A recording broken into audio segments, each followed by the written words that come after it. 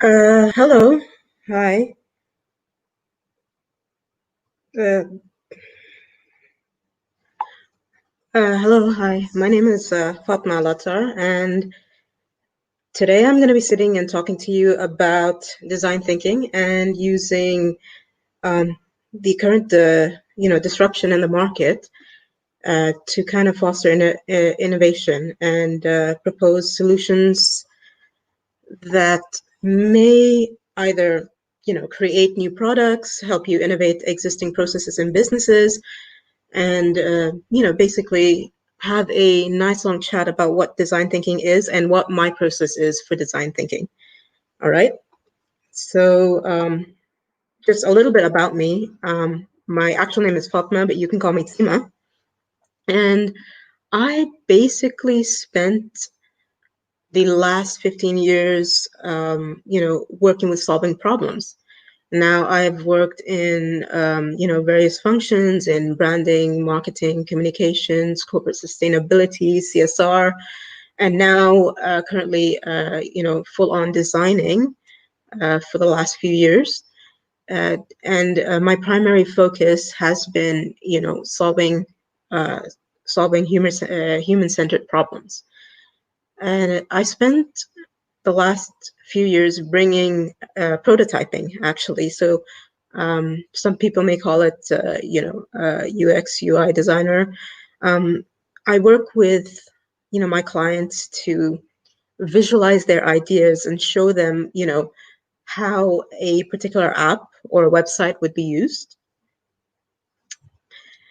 And I'm here today to, talk about what's been happening in the market. So the COVID situation has taken a turn since, January to present.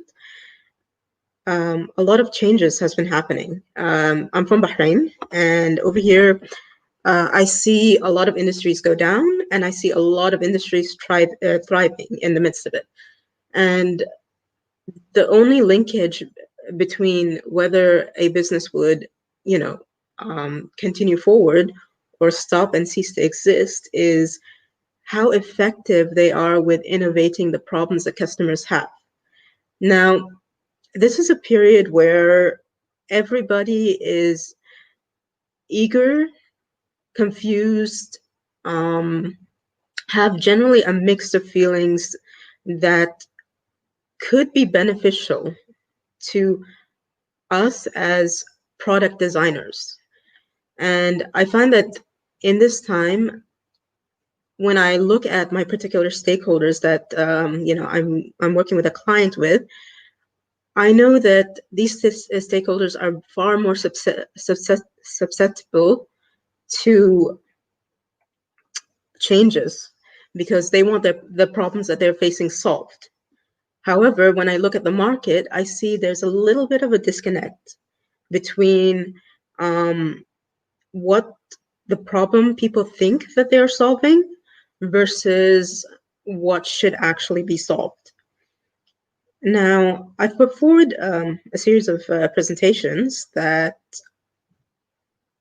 would allow me to transition to you my process with design thinking.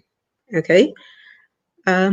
First of all, what would be design thinking? So design thinking is a um, very human-centric approach.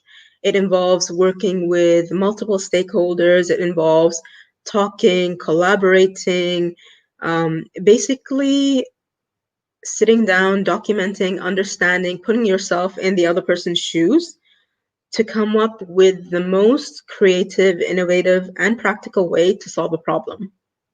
And it has, like, there are many companies that put forward different models for design thinking. So the model that I'm going to be giving you today is particularly my model that I've summarized down for you. And this is the process that I use, for example, when I am thinking about a, when a client comes to me and they have an idea for a website or a new app and they want it prototyped, I do have to take them back to the other steps so that they can understand what it is that they are exactly delivering, and how are their end users and other stakeholders going to respond to it. The process of design thinking is very, very simple. Okay. In my model, there are 5 stages. Some other models have only 4 stages, some up to 8 stages, depending on the model that you're going to use. Okay. I prefer using this model because it's very simple and straightforward, and it kind of captures exactly what I need. So my first stage would be define. So we're going to, like in the define stage, you normally set the parameters of what exactly you think you want to solve, and I use the word you think you want to solve because most of the time when we're sitting and we're looking at a problem, it may be a problem for us, okay, and it may be a problem, and it's a problem because of 1, 2, 3 reasons, okay? But when you go and you approach somebody, it might not necessarily be that much of a problem to them, but they might have another problem that is far more pressing. Okay, so first you have to define what it is that you are, looking to solve, and from that stage, then you go to the empathize stage. Now, this is like, for me, all of these 5 stages are very important, but I put a lot of work into the empathize stage. Okay, and that is because this is a stage where you really have to sit down and you really have to kind of talk to the stakeholders involved. During your empathize stage, you're going to be, doing a lot of interviews and surveys, and basically, defining the priority problem areas that you can, later on merge with stage 1 and stage 2, which is the define and empathize phase to take to stage 3. Stage 3 is simply after you know exactly what the reality of the market is and what the needs of your stakeholders are. That's when you can actually put forward solutions for that. Okay. And next, there will be a prototyping phase. And this is where you just create a working model. This is where you start to visualize. And personally, I can't prototype.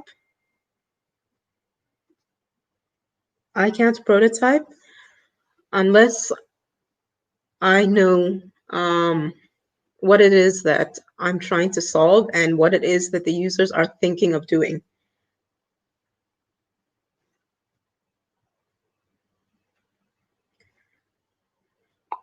The last stage is testing and returning to your stakeholders' feedback. And the one thing that I have to, point out is that design thinking is actually a constant feedback loop. And you have the stages 1 to 5 that are taking you forward. But then at the same time, that once you reach the, once you finish a particular stage, you do have to go back and kind of, merge your findings with the previous stage and then continue on to the next stage. So it is a constant cycle of feedback, and it is a process that you do have to be a little bit patient with until you get your desired results.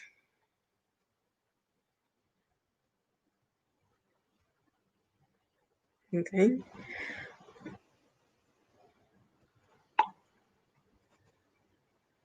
So in the define phase, now here's where you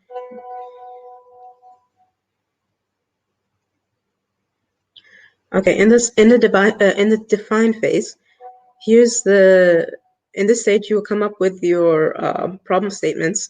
So this is like the basic stage where you ask, what is the problem? Why do you want to solve it? How do you plan to solve it? Where is it, like an online solution? Is it an offline solution? is it just like a new process that you're going to add? What it is that you are actually doing.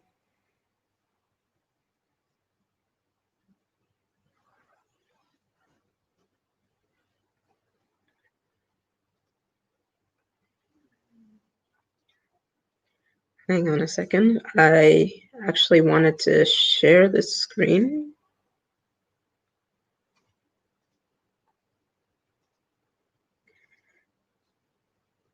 We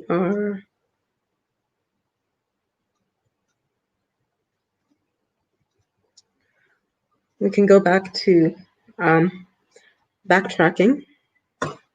Okay, so this would be the design thinking process. Okay, as I said, define, empathize, ideate, prototype, testing.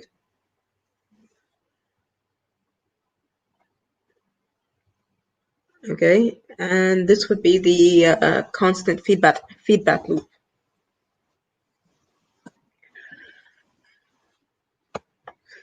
And yeah, so again, initially, since you as an individual are just thinking of this problem, okay, it is more like, what is the problem you think you're going to solve? Okay, because it's catered to your realities. Okay, but it's definitely an important step, because you do have to understand, what it is you're going to be looking for when you try to empathize with people. What it is that which are the areas that you're generally going to need to ask them about. All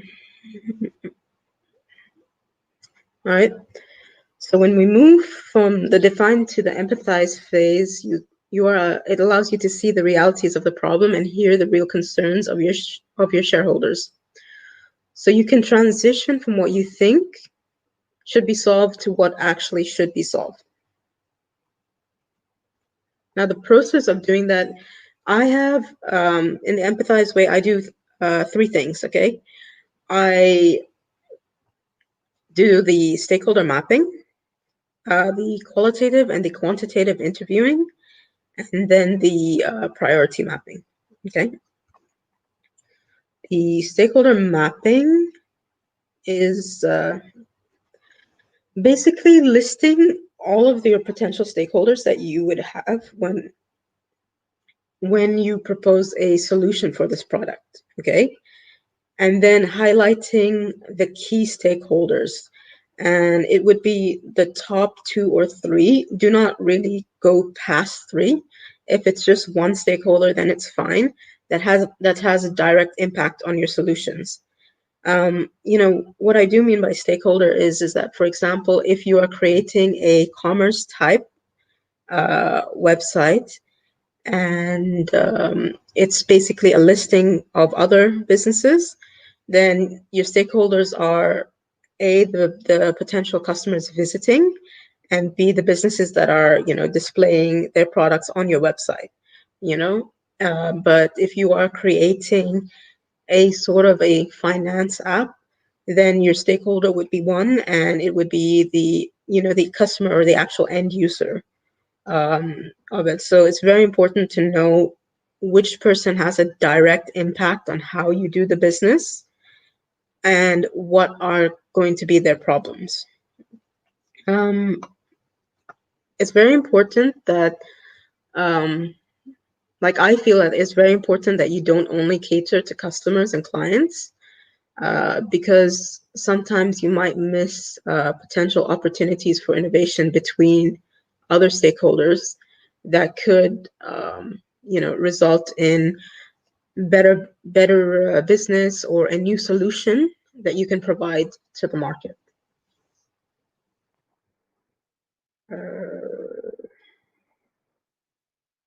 Okay. I am going to have to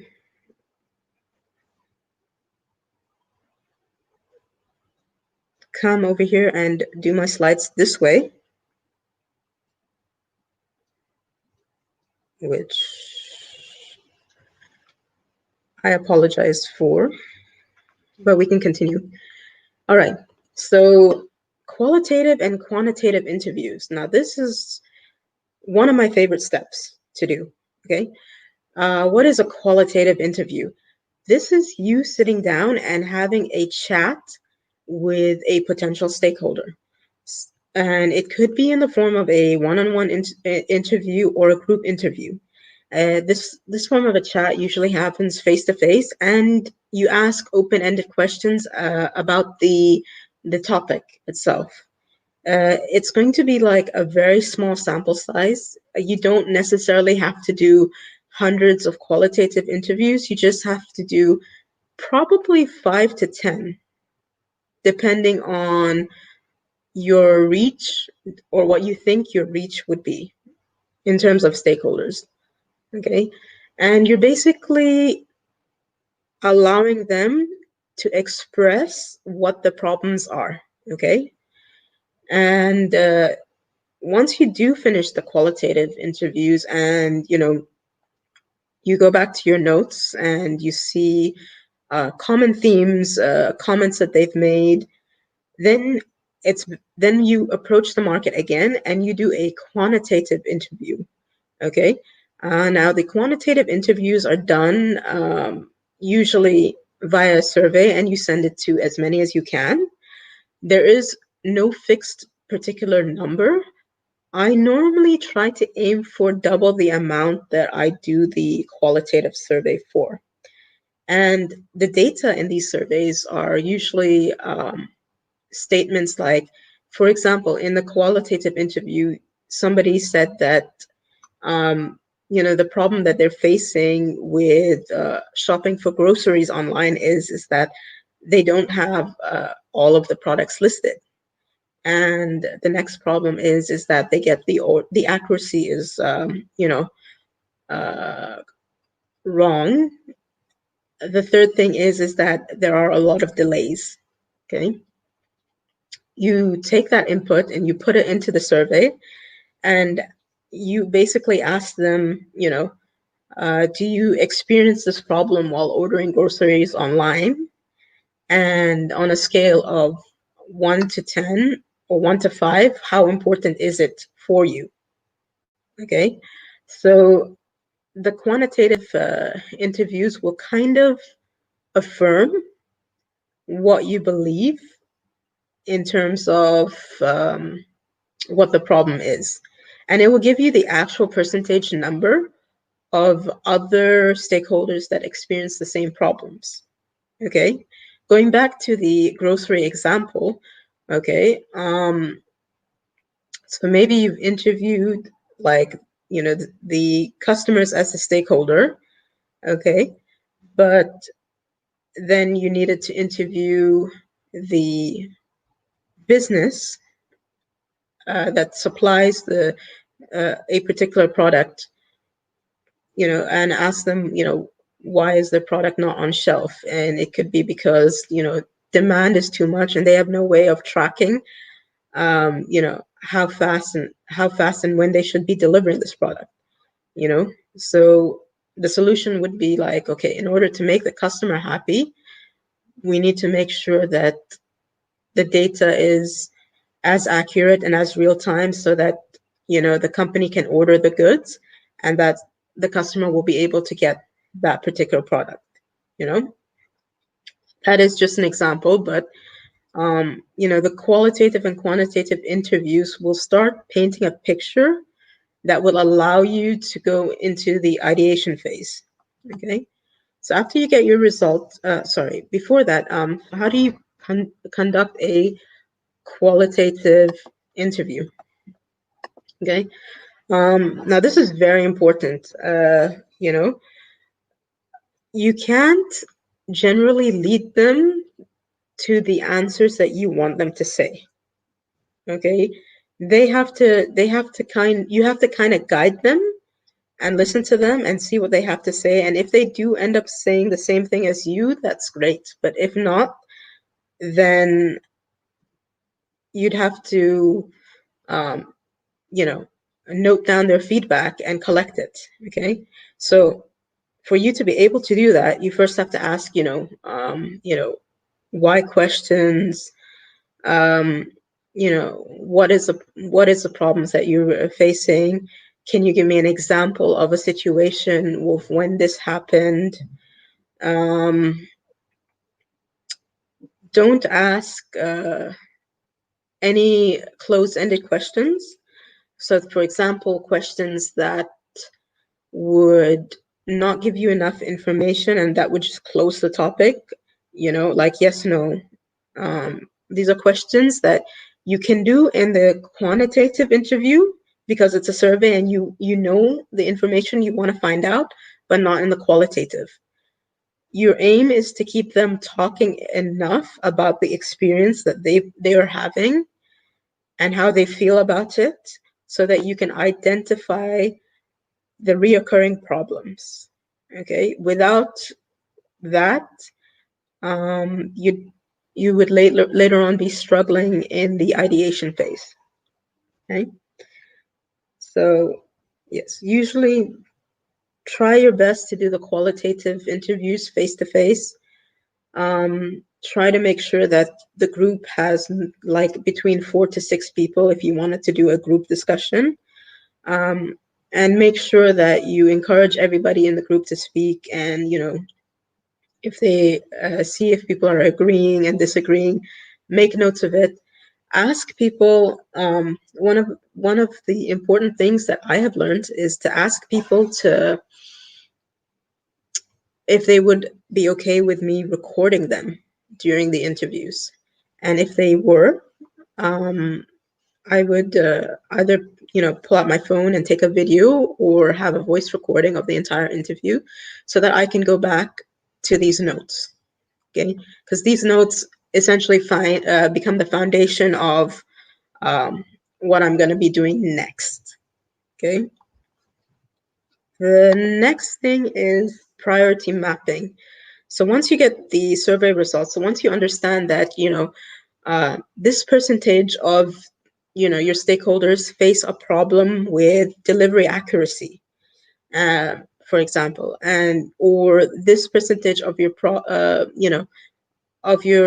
stakeholders still prefer going to the shops because the product listing and the look and the feel does not make them want to shop online, or they don't want to pay delivery charges, etc. So once you figure out where exactly is the problems of your stakeholders, you kind of list them out and see how many are they facing and start prioritizing. So maybe you might not be able to say, for example, 100% of them agree with delivery is inaccurate, and only 50% of them say that not all of the products they want are listed online. Okay, priority mapping is not going with the highest percentage. It's going with the problem that you think you can solve.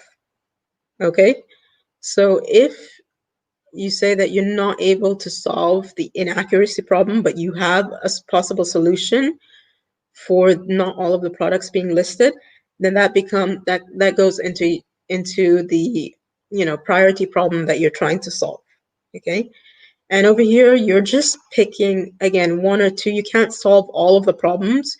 You can take a look at the problems and see that which have a higher percentage that you can solve, and then decide that this is the problems that I'm going to work into the problem statement and focus on it.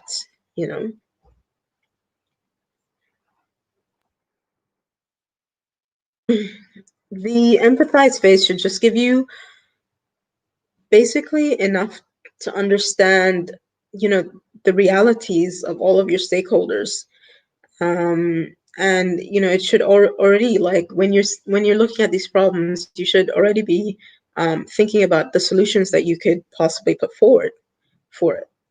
Okay, the next stage would be like the Id8 phase.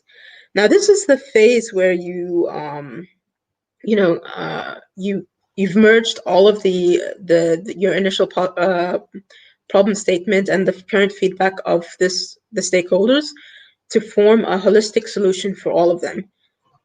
Okay, so the what and the why, the what and the how is very, very important in this stage. All right, you may have multiple solution. You may have multiple ideas. Okay, so personally, when I you know go through this stage, I have a very simple format. Okay, I normally use a brainstorm.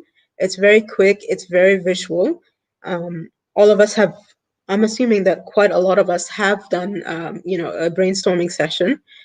And during this stage, I tend to come up with multiple ideas on how to solve a particular problem. But then I also do a cost benefit analysis as well with each of the ideas. And I do this because, like, during this stage, it's very important to consider three things, okay, which is time, money, and skills. Okay, so maybe you can come up with a very awesome solution, but if the need for it is right now, um, and it cannot wait a few months down the line, then that's something that maybe you don't want to work on. Okay, or if it costs too much, or you just don't have the skills to execute a particular solution, this would be like the phase where you're kind of airing out the details of which one would work for you as well as the stakeholders. Okay, obviously you'd probably look at one of the solutions and say that, oh, this is a desired one.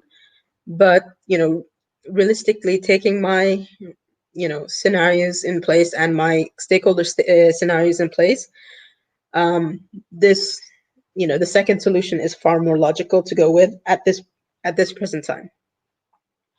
And again, I don't use anything. There are many methodologies for ideation out there, but I don't use anything that is far more complex. Just a simple brainstorm and cost benefit analysis, which helps with the what exactly am I doing, and then how I'm going about doing it. Okay. The ideation phase is kind of now allows me to kind of set the parameters for the designing phase. Okay, so when I start to bring the project to life, um, what would be the things that I'm personally keeping in mind. Okay.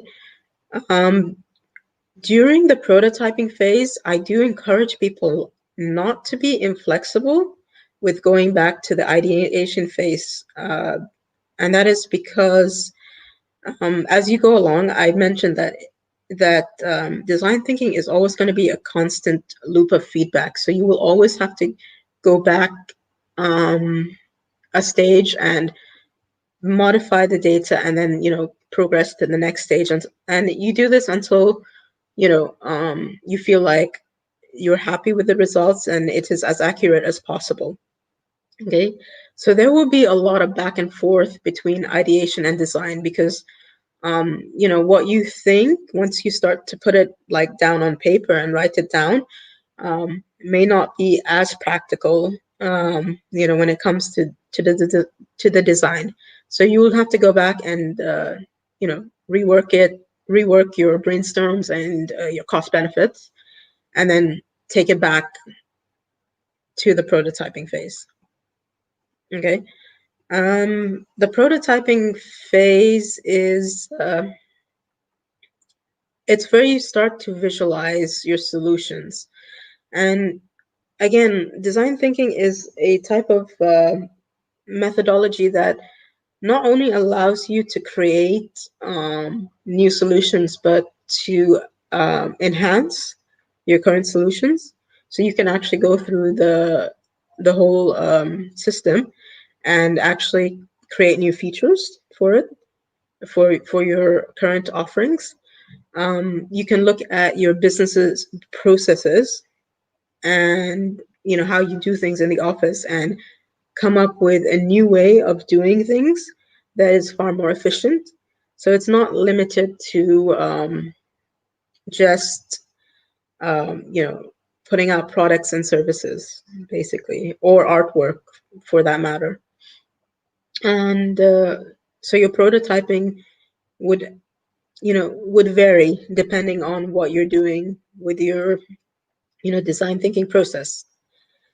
I personally have two types of prototyping methods. Okay, one is the basic prototyping, and the second one is the advanced prototyping. Okay, so for the basic prototyping, it's creating a actual simple sketch, a visual draft on PPT, a very, very basic, model, 3D model, a document to illustrate the idea, something that just takes all of, what was said and starts visualizing it. Okay, this kind of would give you a direction of where things are going. Okay, but when choosing whether you're going to be doing the basic prototype or the advanced prototype, well, there are pros and cons. Okay, basic prototyping is very, very cheap. You don't have to have enough skills to do it yourself. You can, since it's like a basic sketch or a PPT, you can make instant changes as you're giving, as you're doing the testing with a customer, with the clients or another stakeholder. You, if you don't like it, you can, throw it away. If you are going to go ahead with the main solution that you are proposing, then you have like a kind of sketch/model for designers to work with, and it really just allows you to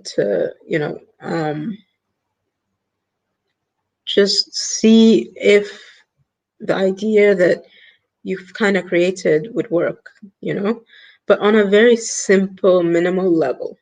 Okay. The cons are that sketches are not realistic for quite a few of your stakeholders. Like when you show a stakeholder, if you do testing of this particular prototype to stakeholders, it really just depends on what the solution is. That it might not be enough for them, especially if you're designing something like an app or a website. If it is a very simple app or a very simple website, yeah, you can kind of design it on, PowerPoint, or kind of, do a, physical documentation of a wireframe, and that may be all right. But if it's far more complex, that involves like a bit more complicated features, then it's not something that you can, take to your stakeholders. So yeah, that would be the pros and cons of basic prototyping. Advanced prototyping would normally look closer to the finished product.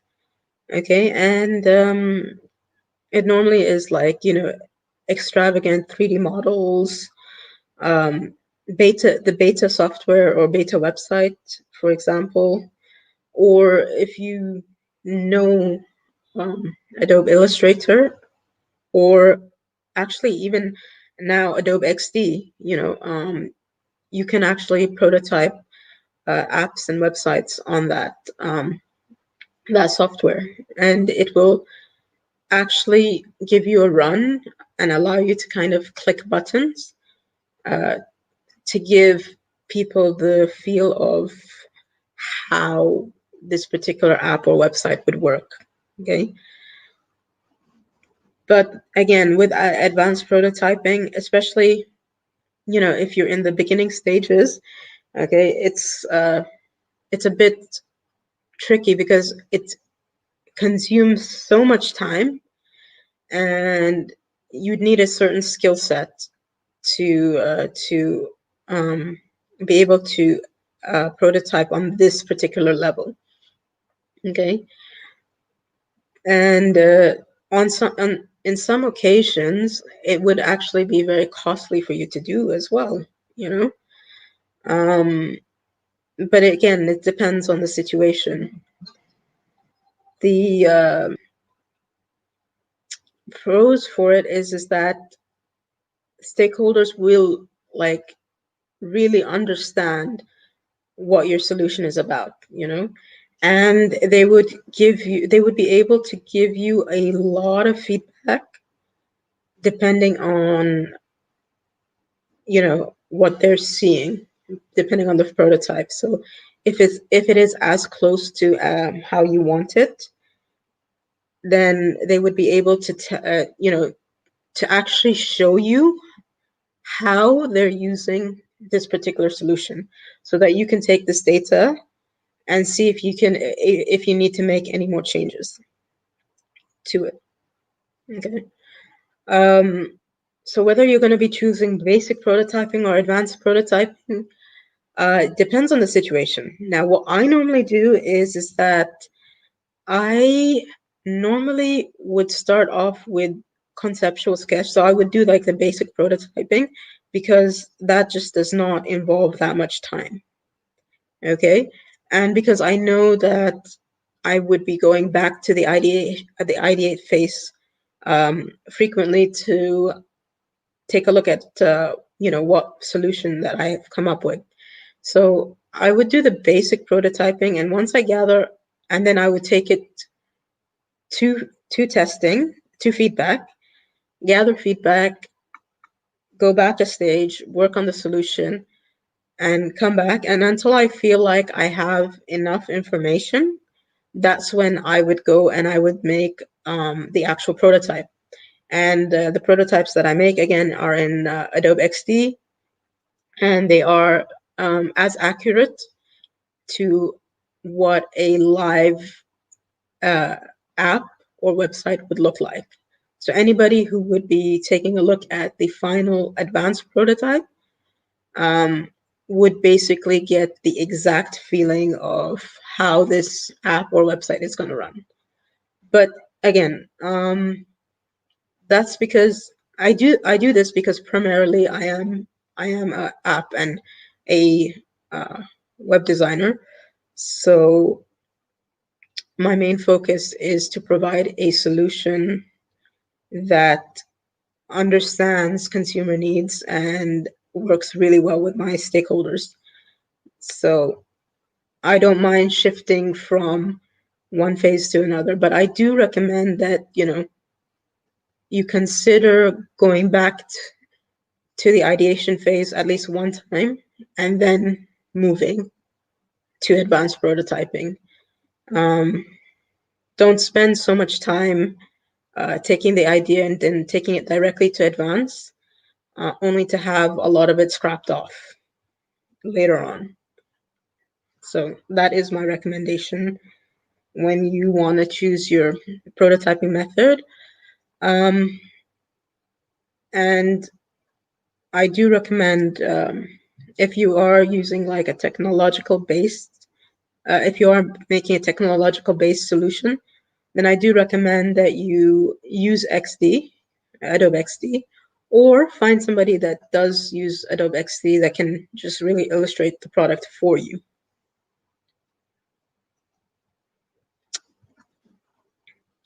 Now, again, as I mentioned in one of the slides above, the testing, okay, so you will be you will be, I wouldn't put a number on the rounds that you would have to test, okay? But generally speaking, you know, what you are going to be looking for is that how are people using, your particular solution? Are they using it in the correct way that you've imagined, and is it easy for them to use? Okay. So during this phase, you're just going to go back and forth, modifying your solution until you kind of reach a point where all of the inconsistencies are aired out, basically. And you kind of have a close to finish look of what the product is, or what the solution is. Okay. During the testing phase, there's some very important things that you kind of have to follow. Okay. So this phase would really, allow you to learn about the stakeholders that are going to be using your solutions. Okay.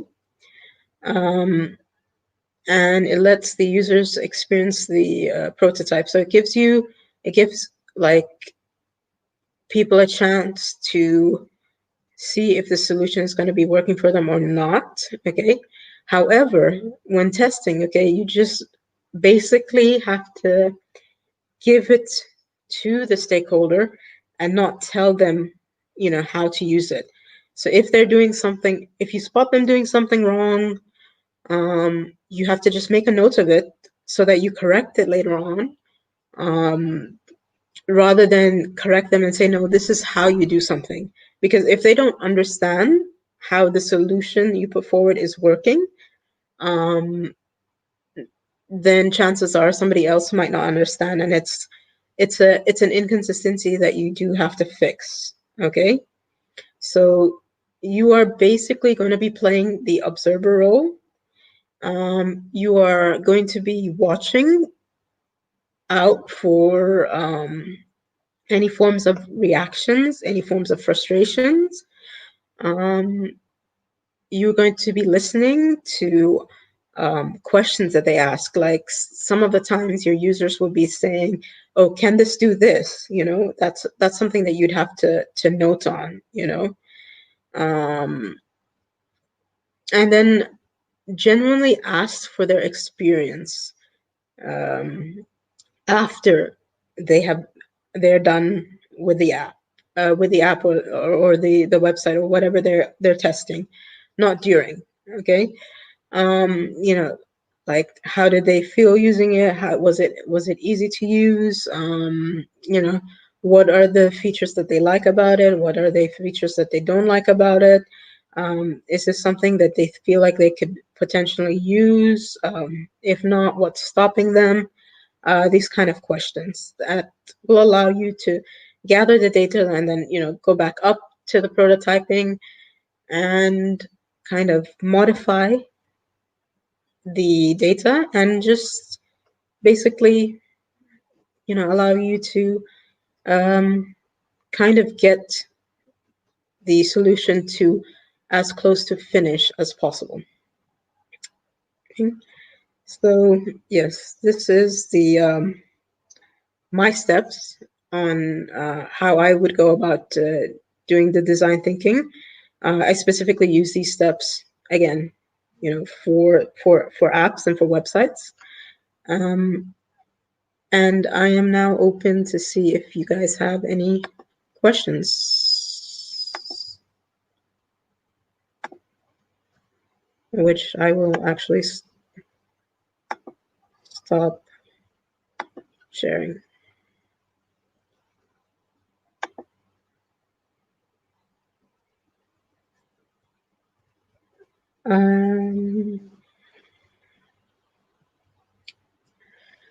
Well, I'm going through your comments right now, so I will see if there are any particular questions. You can meet me on Instagram, actually, not on Twitter. That And let's see.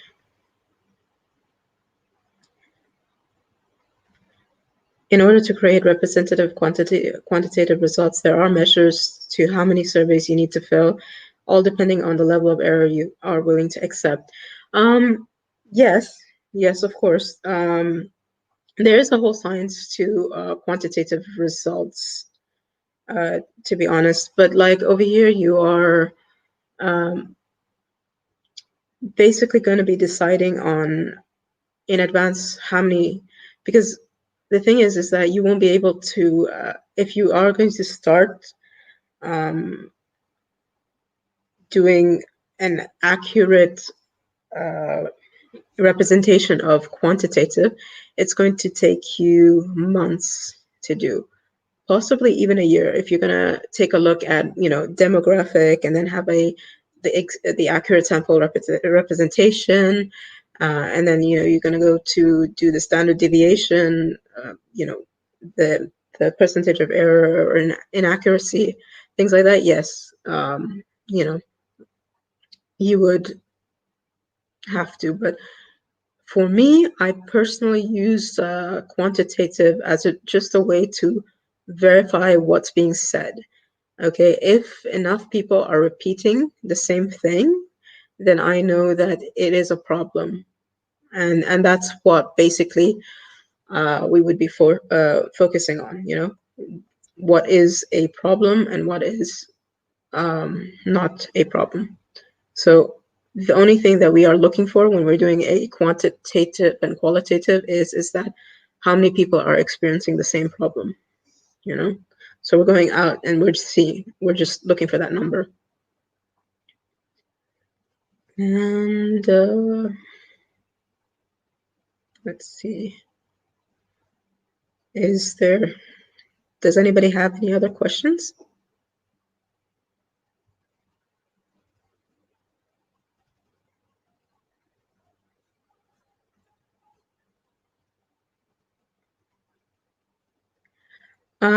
My Instagram.